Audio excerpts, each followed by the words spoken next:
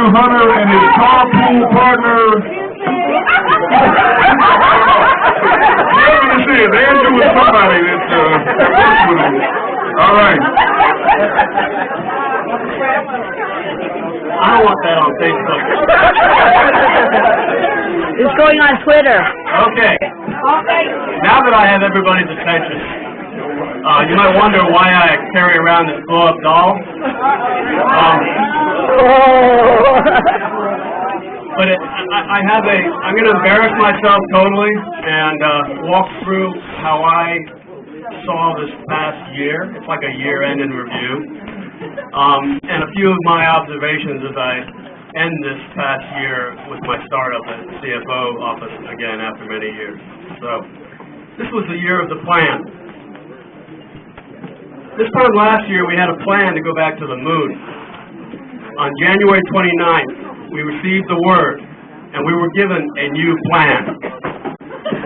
This is NASA, by the way. We had a whole weekend to understand that plan and explain the plan to the world. The budget rollout was not well received. Then came Snowmageddon. And during this time, we got to know the true meaning of Facebook and shoveling and email and telecoms and more shoveling as we created a description and justification of this plan so that those on the Hill would be happy. After Snowmageddon, we had Snowpocalypse. Round 2 of more shoveling. Within 4 weeks, we came to understand this new plan and all the implications, clarify and negotiate specifics, organize and set in motion numerous teams to meet numerous short-term reports, write to CJ, prepare the administrator for testimony, brief congressional committee staff, and in general, feed the beast massive amounts of less than satisfying information. The Congress was not pleased. It sent word down that no aspects of the original plan be changed, and it was law. And we set up program offices for the programs of the new plans, but could not call them program offices. The beatings began. And while we worked, we did so with 2 brains.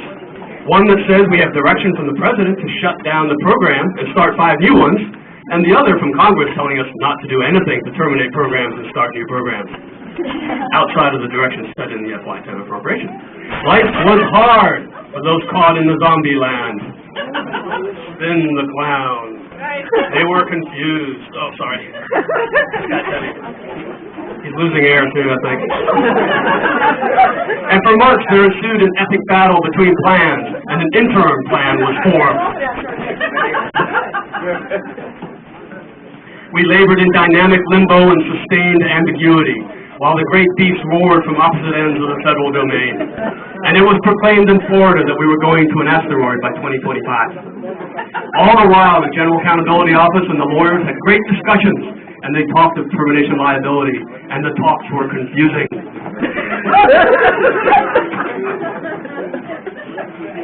While not allowed to start the plan, we developed a plan for the first year plus 5 of what we assumed would be the final plan.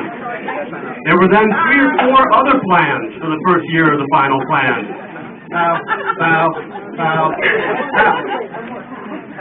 In the meantime, after much back and forth, the GAO concluded that NASA had not violated the law with their execution of the zombie plan. Indeed, there was a huge sigh of relief. Staffers were really angry now. The beatings continued, but they did not hurt as much at this point. That was easy. Then we devised a first-year plan that tried to be consistent with at least 2 of the 4 other plans, and an out-year plan that is consistent with the objectives of the final plan that was emerging, and not inconsistent with all the other important plans. We did not know what the final plan would be, so a lot of hefty work was put into developing one.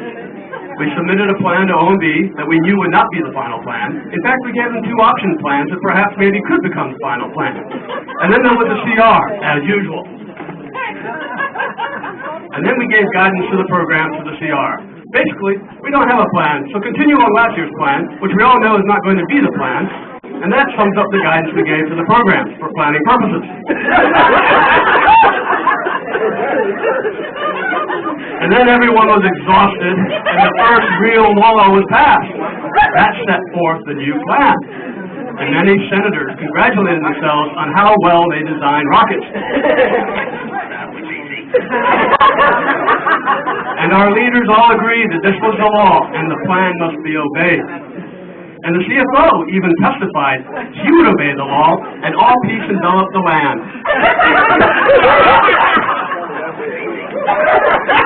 And now we must await to see if we have the money to go forth and execute this plan. That was just the first 3/4 of the year. And then I arrived at CFO.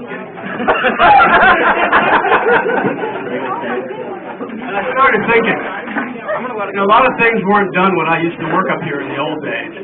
And I started wondering, if you were back in the CFO when we actually talk with programs and we collaborate with them and we ask permission with them to cut their budgets, or withhold their budget. I mean, in the old days, we just used to slash and burn.